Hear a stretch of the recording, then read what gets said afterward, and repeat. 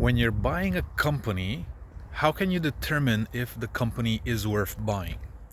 Now, we're not going to talk about the financials because I have an extensive video on financials, balance sheets, profit and loss statements, etc. If you don't know where that is, just ping me, I'll send you a link.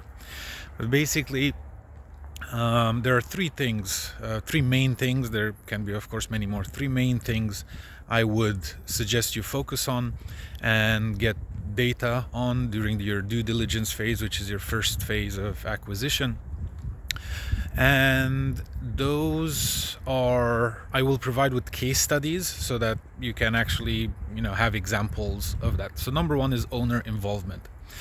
You want to know that if you purchase the business, the entirety of the business or a very significant percentage of it will operate independent of the past owner, right? So where is the owner involved? That's what you need to determine. Are they involved in sales? Are they involved in marketing? Are they involved in the delivery of the product or in the branding or in the PR? Where are they involved in the company? To give an example of, for example, Wesrom, one of my companies, I spend about 1 hour per month on it, a few minutes every single week. And other than that, it works independently.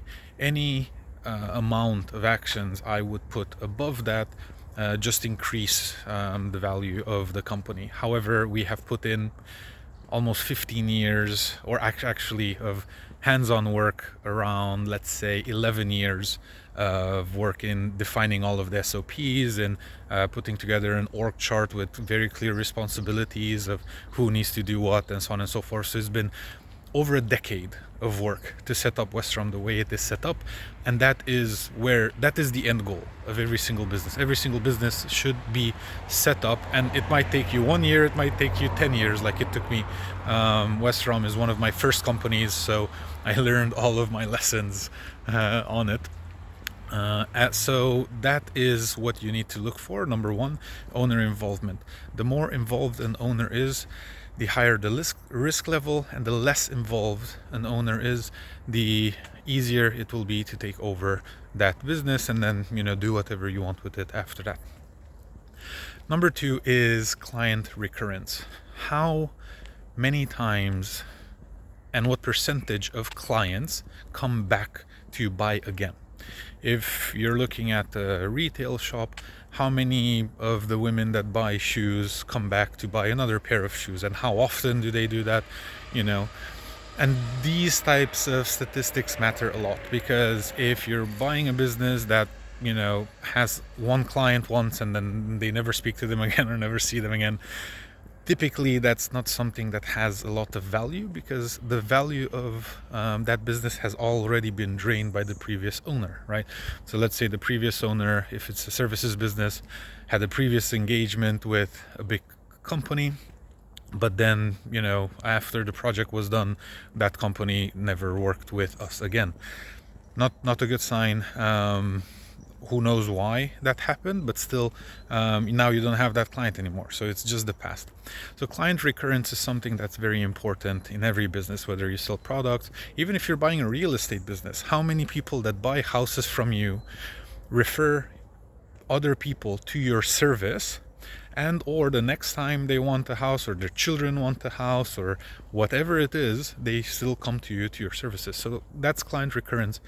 And if someone does not have data, doesn't have this data of who's referring who and what's going on, that means they care less about client recurrence, and so maybe it wasn't a priority for them during these years. So definitely take a look at that.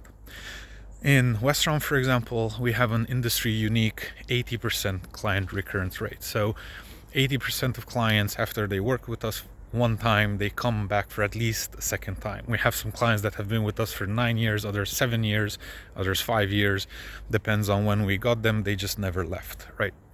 And the only percent we have an 80%, not the only reason, but the main reason why we have an 80% client recurrence is because some of those people, some of that 20%, just literally didn't have another project to give us. They just needed one thing done, and then after that they didn't yet. So we might increase client recurrence as time goes on, because they might have other projects they'll bring to us.